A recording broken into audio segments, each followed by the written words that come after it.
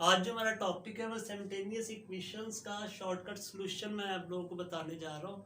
सबसे पहले तो आपका कॉन्सेप्ट क्लियर कर दूँ, सिमल्टेनियसली इक्वेशंस होती क्या है। तो इसकी अगर आपके पास कोई डेफिनेशन पूछ लेता है तो आपको ये पता होना चाहिए। सिमल्टेनियस इक्वेशंस होती हैं जिनमें वेरिएबल्स की तादाद कम से कम 2। और अच्छा ये बात भी याद रखिएगा, अगर किसी इक्वेशन में वेरिएबल्स की तादाद 2 है तो उसका जब हमें सोल्यूशन चाहिए होता है तो उसके लिए इक्वेशंस भी उतनी ही होनी चाहिए। जैसे देखिए, अगर ये फर्स्ट इक्वेशन है, इसमें वेरिएबल्स की तादाद 2 है तो हम एक ही इक्वेशन से एक्स और वाई की वैल्यूज फाइंड नहीं कर सकते। तो हमें जितने दो वेरिएबल्स हैं तो इक्वेशंस भी अगर दो होंगी तो हम इसका सोल्यूशन फाइंड कर सकते हैं। अगर एक वेरिएबल है तो वो एक ही इक्वेशन से ही हम उसका सोल्यूशन निकाल सकते हैं। इसी तरह अगर यहाँ पे एक्स वाई और जी होते, तीन वेरिएबल होते, तो फिर हमारे पास इक्वेशंस भी तीन ही होनी चाहिए, फिर ही उनका सोल्यूशन फाइंड किया जा सकता है। अब हम बात करते हैं कि इनका जो सोल्यूशन है वो कैसे फाइंड करते हैं। देखिए, रवायती मेथड तो यही है कि सोल्यूशन इसका निकालते हुए स्टूडेंट्स क्या करते हैं कि या तो एलिमिनेशन मेथड करते हैं, यानी एलिमिनेशन में क्या करते हैं, या एक्स के कोफिशिएंट बराबर किए जाते हैं, वाई के कोफिशिएंट बराबर किए जाते हैं और फिर एक्स और वाई की वैल्यूज़ फाइंड की जाती हैं। दूसरा मेथड हम ये यूज़ कर लेते हैं, आप वैल्यू किसी एक वेरिएबल की एक इक्वेशन में से निकाल के दूसरे में पुट करते हैं, जिसे सब्स्टिट्यूशन मेथड कहते हैं। और थर्ड मेथड इसके लिए जो यूज़ किया जाता था वो सब्स्टिट्यूशन क्रॉस मल्टीप्लिकेशन मेथड है, कि जिसमें हम इसकी क्रॉस मल्टीप्लिकेशन करके इसका सोल्यूशन फाइंड करते हैं। लेकिन उन मेथड्स में टाइम कम से कम 10-15 मिनट लग जाते हैं। आज मैं आप लोगों को इसका एक शॉर्टकट मेथड बताने जा रहा हूँ जिसकी मदद से आप चंद सेकंड में इसका सोल्यूशन फाइंड कर सकते हैं। देखें वो क्या है। सबसे पहला काम हमने क्या करना है, हमने जब x की वैल्यू फाइंड करनी है तो आप इन वेरिएबल्स को इग्नोर कर देंगे।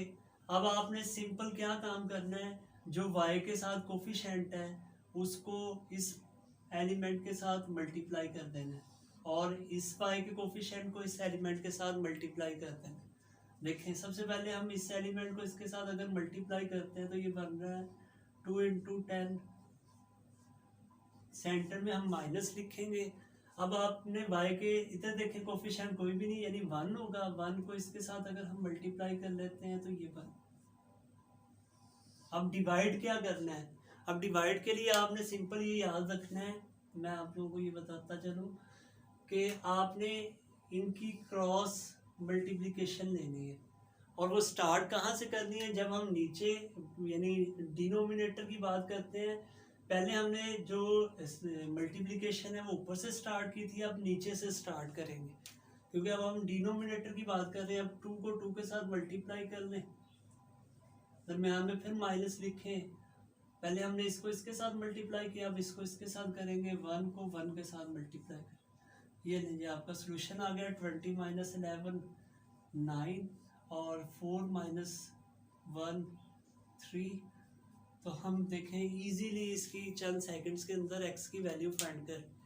अब स्टूडेंट क्या करते हैं, x की वैल्यू जो होती है वो इन दोनों में से किसी एक में पुट करते हैं तो y की वैल्यू आ जाती है। वो मेथड तो आप जानते हैं, मैं इसी मेथड के ज़रिए y की वैल्यू भी निकालना आप लोगों को बता दूं। अब देखें, जब हम y की बात कर रहे हैं तो फिर हम जो y के कोफिशिएंट्स हैं इनको इग्नोर कर देंगे। अब हम x के कोफिशिएंट्स को देखेंगे, इनको इसके साथ अब मल्टीप्लाई करना है। अब देखें, जब हमने x की बात की तो हमने ऊपर से नीचे की तरफ क्रॉस मल्टीप्लिकेशन की, लेकिन जब हम x की बात करेंगे तो इसकी मल्टीप्लिकेशन उलट होगी, नीचे से ऊपर की तरफ।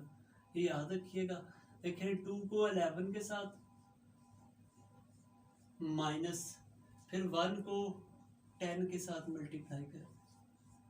अब इसमें डिवाइड क्या करना है, तो डिवाइड वही चीज़ करनी है जैसे हमने ऊपर की थी, इसलिए वो दोबारा करने की ज़रूरत नहीं है, वो ऊपर हम निकाल चुके हैं ताकि आपका टाइम कम से कम लगे, तो आप डायरेक्ट 3 लिख लें। तो अब हम क्या करेंगे, 20 माइनस हमारे पास 10 है, 22 - 10 हमारे पास आ रहा है 12। 12 को 3 पे डिवाइड कर दें तो ये 4 आ गया। इस तरह हमारे पास x और y की वैल्यूज़ ईजीली आ सकती हैं। आपके लिए एक और एग्जांपल मैंने यहाँ पे रखी हुई है, इसको भी हम इसी तरीके से करते हैं ताकि आप लोगों की प्रैक्टिस हो जाए। अब देखें, अब मेरे साथ साथ कीजिएगा।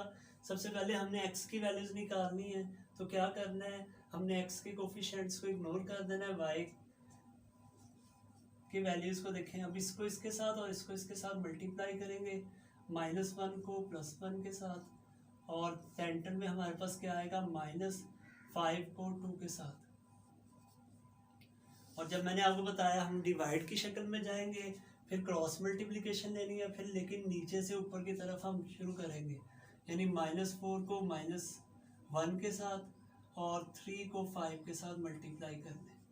ये देखें -1 और -10 -11 बन जाएगा। ये 4 और ये +4 और -15, ये भी -11। हमारे पास x की वैल्यू क्या आ गई है, 1। अब नेक्स्ट करते हैं y की वैल्यू के लिए।